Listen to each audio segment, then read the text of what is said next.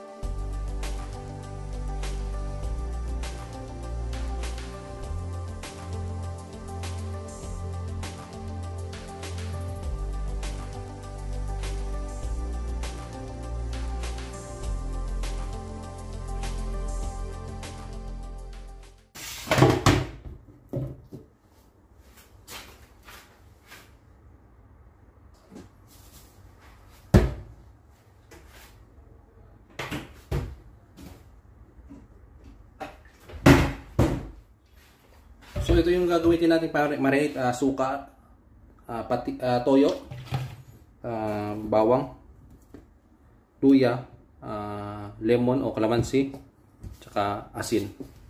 So simulan nating ipikin yung ating luya tsaka bawang.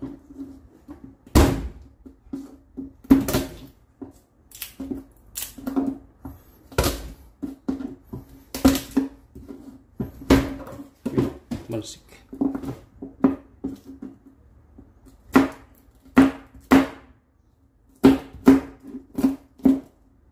Hindi natin tanggalin yung balat kasi pang marinate laman ito. Hulog natin dyan sa panggana. So ang lamayong ito is usually mabibili mo pag sa mga bandang hapon. Alas 3, alas 4 kasi nga yung preparation nito is ginagawa sa umaga tapos na-marinate binibilad sa araw. So bandang mga alas 2 ng hapon i-collect na yan. So pagdating ng alas 2 ng hapon yung binilad natin is hindi pa yan totally tuyong-tuyo. So kaya tinatawag na lamayo yan kasi yung lamayo is yung parang nasa kalagitnaan ng basa at saka tuyo. So yun yung lamayo na term. So yun, yung lemon.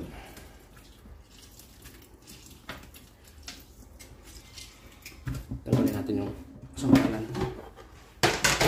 Lagay natin yung asin.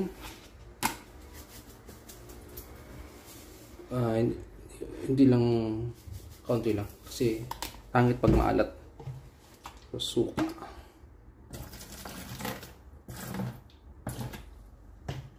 Toyo.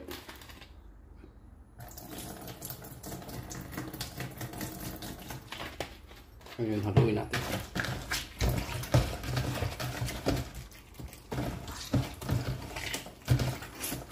Tikman natin yung baka sobra sa alat. Yun, ilang yan. Ngayon, bababad natin yung dinaing natin isda. Babad natin mga 1 oras. Tsaka, bibilad natin or patuyuin natin. Babad natin yan. So, ano muna natin sa ating marinade. Ma-absorb. Tapos, yung isa naman, rin natin. At yan.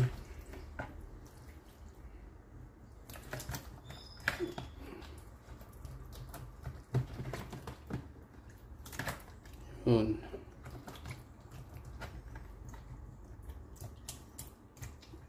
Tapos pala pag pag nag-prepare kayo nito, tapos nabilad nyo, hindi naman kailangan dapat na kainin kagad.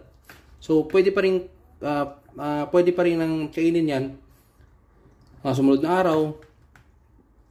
So magsistay pa yan ng mga ilang araw. So pwede kayong gumawa ng medyo pangmaramihan para isang lang kung gusto niyo gumawa.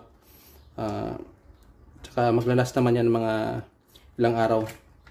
Huwag lang yung naka-expose na yung so pwede nyo ilagay sa isang container, lagay nyo sa rep. Pero na yun yung tawag dito, yung nabilad na sa araw. So pag gusto nyo magluto, prito na lang. Kasi pag ito hindi nga, sabi ko nga, hindi siya yung tuyo talaga. So pag siya nagtagal,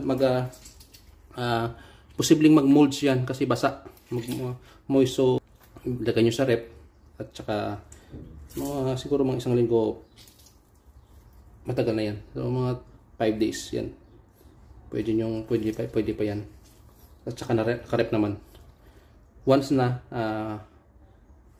nabilad na siya, yung lamayo na, yung ready to cook na. Ito ngayon pwede naman to pwede to siyang iprito ngayon. Ayan So pagkatapos mong idaing, pwede mo nang iprito. Ang kakaiba lang ito dun sa yung lamayo at saka yung ganitong daing lang is yung lamayo natin is crispy. Kahit yung buto niya, ayan ito, kahit yung ulo. Once na pinrito mo tong ulo na to, yung matiniknik na yan, pwede mong kainin yan. Hindi ka na matitinik yan kasi magiging crispy yan, parang magiging chicharon. Once na binilan natin. Pero pag ito ngayon, halimbawa, prito mo kagad to, pwede naman, makain naman, pero yung tinik niya is andan pa rin. So, yan. Stay mo natin yung mga isang oras, tapos i-drain out natin, saka i-bibilad natin sa araw.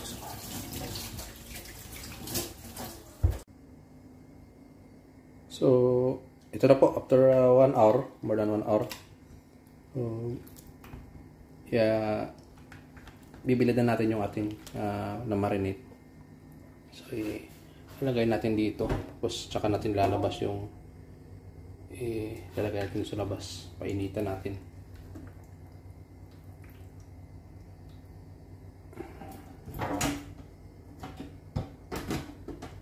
Rinse lang natin na maigi.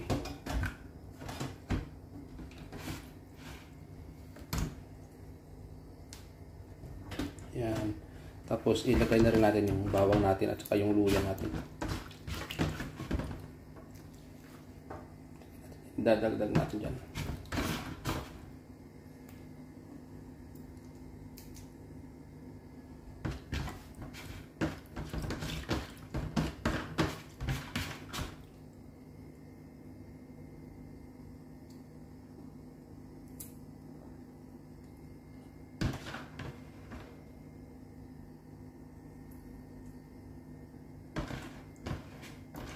So yan po.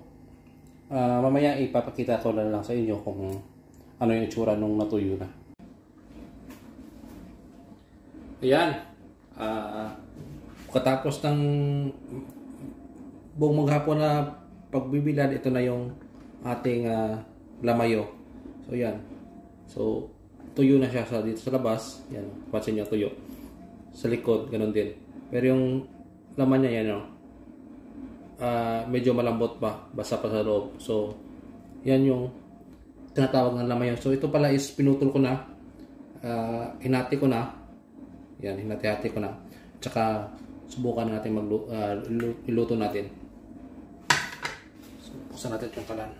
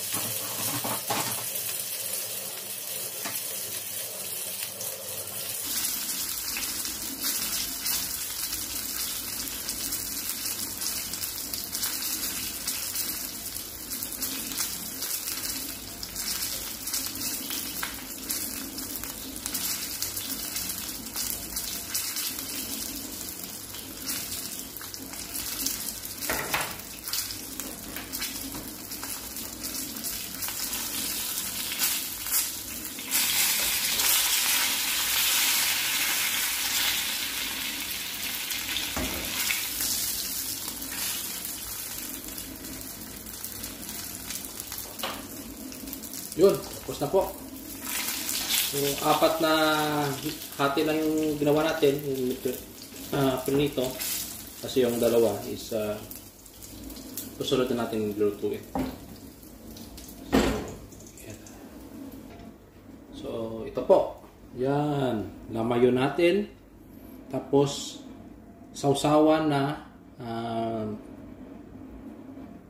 sinamak Tsaka sinamak, medyo maitim na yun kasi may toyo na rin at saka yung kamatis. Yan. Perfect na combination sa ating lamayo. So hanggang sa muli, sa susunod. Salamat sa panonood. Thank you.